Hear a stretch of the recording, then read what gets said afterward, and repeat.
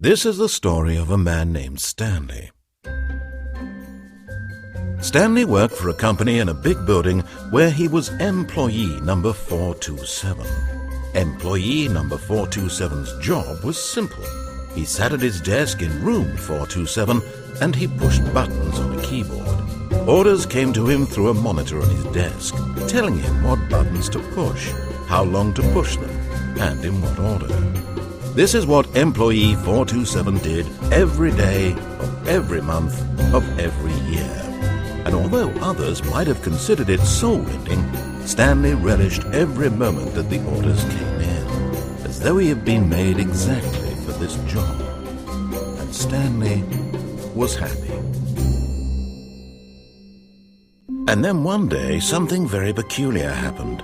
Something that would forever change Stanley. Something he would never quite forget.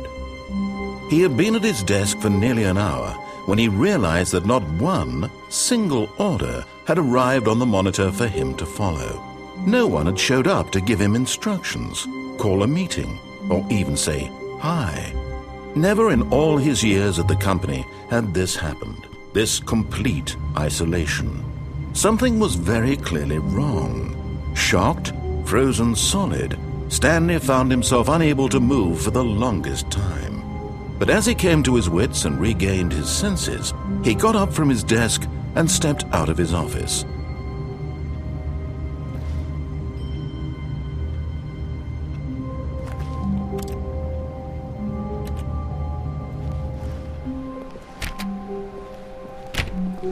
All of his co-workers were gone. What could it mean? Stanley decided to go to the meeting room. Perhaps he had simply missed a memo. No matter how hard Stanley looked, he couldn't find a trace of his co-workers.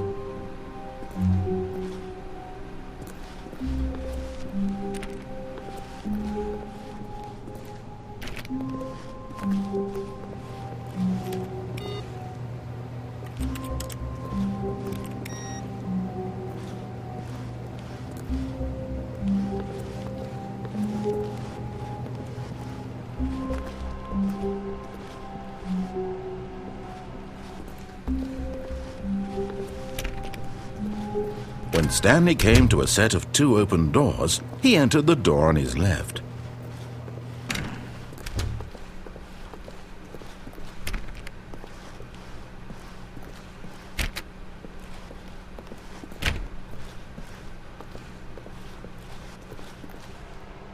Yet there was not a single person here either.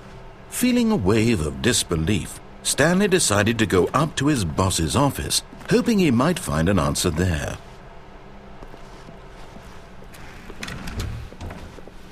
Stanley stepped into the broom closet, but there was nothing here, so he turned around and got back on track.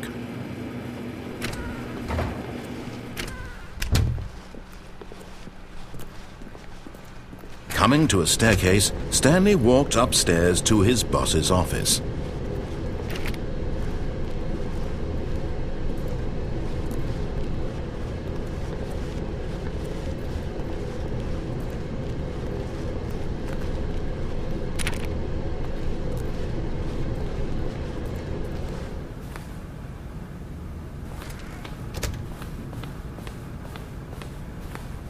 Stepping into his manager's office, Stanley was once again stunned to discover not an indication of any human life. Shocked, unraveled, Stanley wondered in disbelief who orchestrated this, what dark secret was being held from him. What he could not have known was that the keypad behind the boss's desk guarded the terrible truth that his boss had been keeping from him, and so the boss had assigned it an extra secret PIN number, 2845. But of course, Stanley couldn't possibly have known this.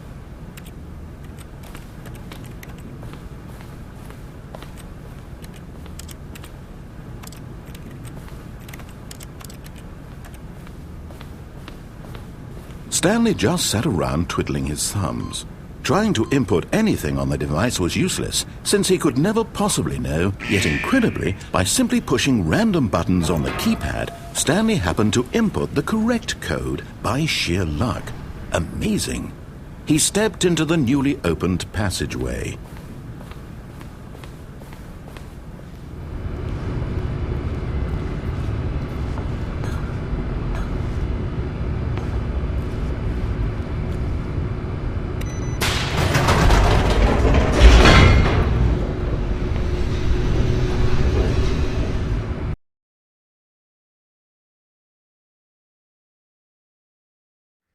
Descending deeper into the building, Stanley realized he felt a bit peculiar.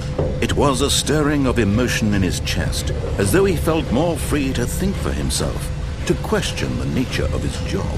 Why did he feel this now, when for years it had never occurred to him? This question would not go unanswered for long.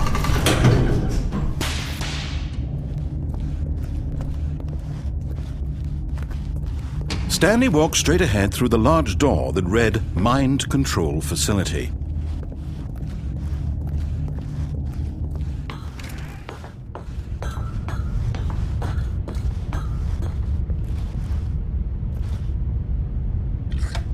The lights rose on an enormous room packed with television screens. What horrible secret did this place hold? Stanley thought to himself. Did he have the strength to find out?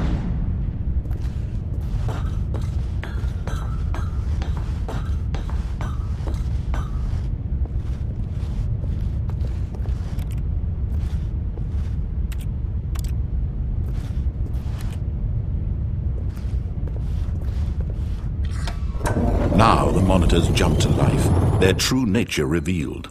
Each bore the number of an employee in the building, Stanley's co-workers. The lives of so many individuals reduced to images on a screen, and Stanley, one of them, eternally monitored in this place where freedom meant nothing.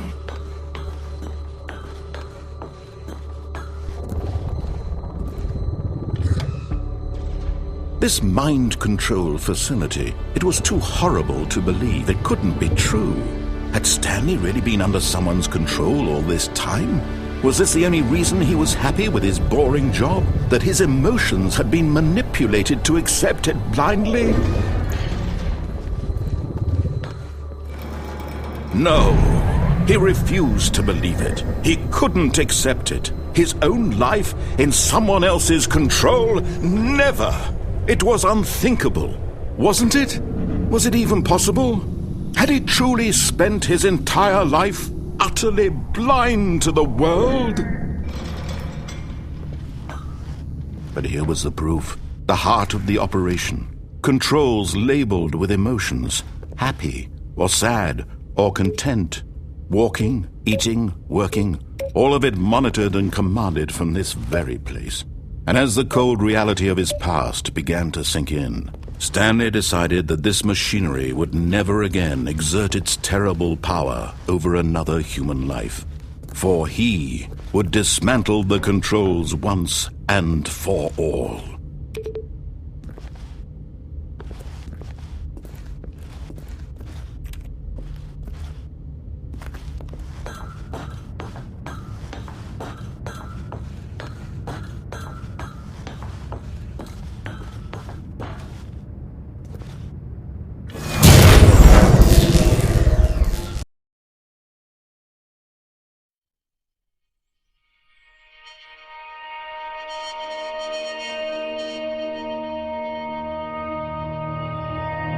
Blackness, and a rising chill of uncertainty.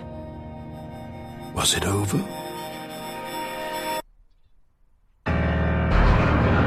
Yes!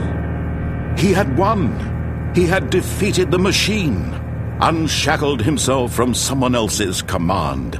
Freedom was mere moments away. And yet, even as the immense door slowly opened, Stanley reflected on how many puzzles still lay unsolved. Where had his co-workers gone? How had he been freed from the machine's grasp? What other mysteries did this strange building hold? But as sunlight streamed into the chamber, he realized none of this mattered to him, for it was not knowledge or even power that he had been seeking, but happiness. Perhaps his goal had not been to understand, but to let go. No longer would anyone tell him where to go, what to do, or how to feel. Whatever life he lives, it will be his. And that was all he needed to know. It was perhaps the only thing worth knowing. Stanley stepped through the open door. Stanley felt the cool breeze upon his skin, the feeling of liberation, the immense possibility of the new path before him. This was exactly the way, right now, that things were meant to happen. And Stanley was happy.